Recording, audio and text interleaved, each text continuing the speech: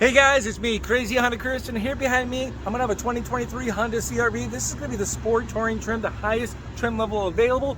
I'm gonna show you guys how to customize all of you guys' vehicle settings, so when you drive off the lot, everything's set the way you want. You're set for success, all right? So let's go dive in right now and set you guys up. All right, guys, so here we are right inside you guys' brand new Honda CR-V. This is Sport Touring, as you guys already know. We got everything focused right over here on the touchscreen because that's where we're gonna make all the adjustments at, okay? Now, we're going to come right over here. We're going to select vehicle settings. Now you're going to see driver 1, okay? Because on the back of your key fob, we have a 1 or 2. I have a video down below in the description that's going to help you to get to driver 2 if you have driver 2 key and you want to set everything up for driver 2 as we're doing now. So there's a click and watch. Check that out. Now let's say you get the right driver key 1 or 2, whatever you want to set up in here.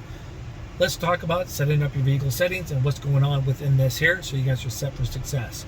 First thing's going to pop up is your TPMS. That's your tire pressure monitoring system. This is your calibration. You have an indirect tire pressure monitoring system. So if you guys want to know the difference between a direct and an indirect, I have a video too as well down below in the description to tell you guys the difference. Now if you need to recalibrate or reset your tire pressure light, it's that easy. Just click the button. It's done and over with, okay? Now, the next thing we're going to select is your driver's assist system setup. That's going to be for all the safety features. I'm going to turn everything on, so once again, you guys do whatever you guys want. It's just I turn everything on, so when I take things out for a test drive, people can experience it on their own and create their own opinion, okay? So there's no right or wrong answer. You're also going to notice right up here on the right hand side, there's going to be visuals of what's already selected right now. So if you guys go through this stuff, you want to do a quick visual confirmation, like, yep, that's the way I want it. Boom, we got it. So that's pretty cool. Now you're also going to notice, as we select the very first option here, by the way, it's going to be forward collision warning distance. As we select it, it's going to give you a summary on everything here too as well, so you don't have to memorize everything that we're playing around with. So that's cool. Now your forward collision warning distance, it's going to give you 3 stages. It's going to tell you when to brake as you're getting close to an object. Since you're going to hit an object, so it's going to say brake on the driver's interface. If you don't plan to brake soon enough, it's going to slow you down. Then if you still didn't do anything, it's going to try to stop you and stop the car, okay? So Honda has 3 options there. Honda has also have it to default at normal. I keep it on normal. Hit the back button. There we go. Now the next option is going to be your ACC, okay? So ACC is your adaptive cruise control forward vehicle detection beep. You can see it right there, summary once again. I'm going to assume you guys have already watched my walk around videos and know how the adaptive cruise control work, okay?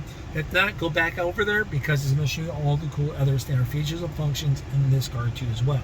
So nice as a little refresher because there's a lot of stuff in here. Now right back here to the ACC forward vehicle detection beep. This is simply going to make a beep or an audible noise every time a vehicle gets in range or out of range of your adaptive cruise control. So if I'm over here having a conversation with my wife, I'm not paying attention as usual. I usually don't for some reason. And I sense the car is slowing down. I don't have to panic because the car beeped and I'm aware that something got in range or out of range when it speeds up. Okay? So we're going to keep that on. Now we have your road departure. Road departure is going to be the sensitivity of what keeps you in the center of your lane, okay? So you have narrow, normal, wide, okay? So it's going to bring you back. I go out my lane a little bit, whoop, right? It's going to whoop, bring you right back and center you, okay? You won't be playing ping pong back and forth like some other makes do, okay? Now, if you don't like it to actually bring you back in the center of your lane, you can have warning only. It's just going to warn you from that point. And you can see it as we click that over here, warning only. But you know what? I want it to take me back to the center of my lane. On our CR-V, my wife's CR-V, I should call it. She has it on normal. Now, from there, we got your lane keep assist, suspense beeps when you go out of your lane a little bit, right? As you go out of your lane, as it brings you back, because that's our last setting, it's going to warn you, okay? So when you go out of your lane, you want to beep at you? Yes. Probably likely you won't experience it, but if you're a really bad driver, you hear the beeps all the time, you can decide if you want it on or off. Now, the next one's going to be your blind spot information system, okay? You see the little photo right up there, like the little orange little light on the side mirror. So when a car is in your blind spot, it will light up orange. Now this would not work in the parking lot, so you have to at least go 20 miles an hour faster for this to actually be enabled. So you're city driving and up, okay? So you're driving down the road, a vehicle's in your blind spot, it lights right up for you. It does not talk back unless you have your turning indicator on. So once you have your turning indicator on while a vehicle's in your blind spot, that's when it beeps at you to alert you, okay? Without your turning indicator on, it just stays orange, all right? So we're gonna keep it on that one right there. Oh, it shut off because I had the vehicle on running there for a while. So let's get right back in here. All right, so there we go. We talked about that. Now let's back right up. Now if you guys want a visual of the blind spot information system, of course I have a video for that to show you guys that in action. I'll try to put it down below in the description as usual. Now we're going to scroll down here to the next option. We're just going to verify your blind spot's done. You got your traffic sign displayed right here. So as we're driving down the road and it finds a speed limit sign, it's got the one right up here in the driver's interface, right below the digital speedometer meter there for you guys. So boom, speed limit 25, boom, 25 right up there. It's on or off. I like it on, so we're going to keep it on. Next option is going to be your, it's going to warn you when you go over your speed limit, okay? So this would be speed limit warning. So if it finds a speed limit sign, you're speeding above that, it's going to warn you. I'm going to turn this on. I know you guys want to turn this off, but I'm going to say, hey, trust me, turn this on now because of the very next setting, okay? So boom, we have it on. We'll come down to the next one, and it's going to be the threshold setting, okay? So you have it warn you at speed limit, 3, 5, or 10 above. You guys can pick whatever you want. I won't tell if you don't tell on me, okay? So there we go. Now you got your driver's attention monitoring system right here. So pretty much as you're driving down the road, the car knows the difference between the wind blowing you around, or you're just doing a really bad job at driving and you need to pull over and take a break. Now for safety, I'm assuming you want the car to do everything in its power to alert you when you're doing a bad job at driving that you need to pull over and take a break, right? So we're gonna keep it on that top one right up there just for you guys. Next one's going to be your rear sensors right here, okay? That includes your parking sensors and then your low speed braking control right there too as well. So parking sensors, as you're backing up towards an object or whatever case is going on, getting close to something in the parking lot, it's going to beep at you, beep, beep, beep, beep, beep, beep, beep, beep, beep. Faster beeps is the closer you get, okay, from there. Then the low speed braking control is when you're backing up towards an object and it senses you're about to hit an object and you're low speed driving, like in the parking lot, you know, a few miles an hour, it's going to stop you, okay, so you won't hit that object, okay? So there we go. We're going to keep that on, but if you want to turn it off, you can. Now that's everything under your safety settings. Now we're going to go to your meter setup. That's going to be more of the visual stuff on your driver's interface, okay? Now you're going to have your outside temperature displayed. You can fine tune this bad boy within 5 degrees swing plus, or you know, from there. Now you have trip A and trip B. If you guys are big on your trip A's and trip B's, you can choose when you want this to automatically reset. Just when you refuel or when you turn off the car or manually. Trip B is going to be the same exact thing, so choose what you want, okay? Just click it, it saves it, gives a little delay, tap on the screen, there we go. Adjusted alarm volume. I'm trying to speak today. I'm just having a hard time, so bear with me, guys. All right, so here we go. This is going to be like your warnings, like with doors, all system, turning indicators, stuff like that. As you can see with the summary right there for you guys, you can adjust how loud you want that to be. My wife would say, hey, Chris, you need that on high because of your selective hearing, but right now I'm going to keep it on normal or mid. Fuel efficiency backlight. So this is 100% a visual coaching thing, okay? So as you're driving down the road, you're going to notice if this is on, right above your digital speedometer, there's a green bar when you're being fuel efficient. So that's a visual coach like saying, hey, golden sticker, or hey, you're an all-star, you're doing a very good job of being fuel efficient. Then when you're not being fuel efficient, that green bar is gone. There's nothing there, there's no reward, okay? The old-fashioned takeaway reward on there. So, you want that on or off. So if you want to level up your game, I'll say turn it on. It's a nice little coach. We're going to scroll right back down. You got your turn-by-turn there for your navigation, so that's going to be pretty nice. So we'll keep that right up there for you guys, okay? Next thing we're going to see, you got your speed distance, you got your miles, and you also got your kilometers. So we're going to keep it on miles just because I'm here in Iowa for the next person to know what's going on. rear seat reminder. So this is simply if someone opens up the back door when the vehicle's on or off, and then we just get in, drive around, you shut off the car, you get this little icon right up there on your driver's interface to let you know, hey, double check your rear seat for passengers, cargo, whatever's going on back there, okay? Just a nice little reminder. So I'm going to keep that on. Now that's everything underneath meter setup. We're going to come over here to driver's position setup. We got your memory link as your first option. This is simply on or off. So memory link, when I walk in with my key fob 1, I want my key fob 1 to actually pull up my door settings right there for my 2-seat memory. You know what I mean? So everything, so my seat setting is saved to key fob 1. Yeah, I like that. Now the next one is going to be right here. This is on or off. You can see, so when I turn off the vehicle and open up the door, the seat moves back a little bit. It makes it easy for me to get in and out, or easier, okay? Then when I get back in the vehicle, I shut the door, I stir up the vehicle. Guess what? The seat moves forward right back there for us. So nice little, you know, to get in and out. A little nice, you know what I mean? So I'm going to keep that on. If you don't like it, simply hit off. Now that's everything from that point. Next thing we're going to have is your keyless access setup. Let's select that.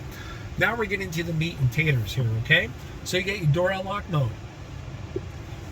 So this is when you get the key fob in your purse, your jacket, your pocket. You walk up, you put your hand in the handle, right? Do you want all doors to unlock, or do you just want the driver's side door to unlock? It's up to you. Now, this is when you put your hand in the handle, right? There's going to be a delay. Do you want the lights to flash to let the people know? It's all right, kiddos. I can see my 7-year-old yanking on that locked door handle, driving me crazy. He's gonna have a smile as he does it, as he usually does everything that way. Do I want to train him with the lights flash? Perfect. Camera doors unlocked. You can now yank on the unlocked door handle. Yeah, I like that. So we're gonna do that. Now, also, just in case he doesn't see, because I can see him say, Dad, I didn't see the door unlocked, the lights flash, I don't think it unlocked. Did it unlock? Let's train him on the beep. I want the doors to beep, beep, beep, you know, from that point when it locks and unlocks. Nice little thing. Yes, we will. All right, so once again, both of those is just to indicate when you put your hand in the handle, the lights and car will beep when the doors lock and unlock. Next option is your remote start. For some reason, they have it in here as I said, you can turn this on or off. From that point, I'm going to keep it enabled because we live here in Iowa winters. They're not fun. Sometimes they're not that bad. Okay. Now for a remote start, all you have to do is hit lock, boom, boom. I have a habit of double tapping, then click and hold this button down. You'll see that within my walk around video. Explains a little more of that in great detail for you guys. Okay. So let's keep that enabled. The lockout prevention. Okay. So this is going to help prevent your car from being keys locked in the car. From that point, that also when it cannot sense where your key fob is at, is it going to in the car, is it not in the car? I can't tell because it's buried in your purse or it's next to a phone. Like when you shut the door, it's going to make a funny little do-do-do-do sound, and it's time you get back here and double check where your key fob's at, okay? Just to make sure. That happens occasionally. From that point, it just wants to make sure you don't accidentally lock your keys in the car because it's buried in the purse and that's the only set you have. All right, so we're going to keep that on. Now from there, we're going to come to light setup. Most of this stuff you guys will probably keep as the default, but I'm just going to go through this just in case, okay? You have auto high beams, simply on or off. So as you're going down the highway, there's no oncoming lights or traffic coming on. It will just automatically turn those bad boys right on for you, okay? So I like that. Interior light dimming time. This is when you shut off the car and you get out and you shut the driver's side door. As soon as you shut that door, X amount of time right here, how soon do you want your interior lights to turn on? I'd say 30 seconds is enough for my people to sleep in my car. Why not? I can see my son saying, Dad, you left this in here. I can see it because the lights are still on. Now this is a great one. Your headlight auto timer off. So maybe you guys get to work late at night, or maybe you get home late at night. It's not a well-lit area too as well. I guess I'm parking in the garage or whatever the case is, right? You just want your headlights to be on a little longer than 15 seconds so you can see where you're going from A to B. This is where you can do that at. Okay? Boom. 30 seconds. Perfect. 15 seconds for me. I am usually out here before dark time if I'm lucky, and then I get a park in the garage. I'm allowed to park in the garage. So that's kind of nice. Your auto light sensitivity. So this is the sensitivity when you have your lights on auto, how soon they come on between day and night time. All right. So you got a couple options. I'm just going to keep it right there for us. Now we have auto headlights on when wipers on. So I got my headlights on auto. You have auto wipers too as well. You have a setting over there. You switch it down from that point, and then every time it rains, your wipers come on, and then your headlights automatically come on. So that's kind of cool how that kind of works. Now, if you have your wipers on auto, just make sure you turn those off of auto when you go through a car wash. Because in other words, they're going to go crazy, you know what I mean, from that point. Now, that's everything from that point. Let's get out of there. Let's come right over here. You got door and window set up. We're almost done, guys. I know we've been 15 minutes into the video, but we're going to make sure everything's set the way you guys want, okay? So this is an auto door lock. You get in here, you get in your vehicle, you're about to drive off, right? When do you want your doors to lock? You want your doors to lock with speed, or as soon as you shift from park to like drive or reverse, and it's like, boom, all doors automatically lock, all right? Hey, this is the family vehicle. I got those 3 kids in there. I'm doing as soon as that so they can't escape. I can take them to the grocery store and embarrass them. That's what dads do best. So now they're locked in the car. They don't have time to second guess on why they fell for my trap. Now this is your auto door unlocked, okay? So you have a couple options here. From this point, the very top one right here is all doors when the driver opens up their door. There I go again, trying to talk. Well, let's say you get to where you're going. You get to mind your surroundings. Car is unparked, the car is off. Great. I open up my door. Now, people in the back can get out. Now, let's say if my wife's over there too as well, and it's just us, she still can't open up her door in this setting. And then as soon as she does that, all the other doors unlock too as well. So this is pretty much just a great safety thing here.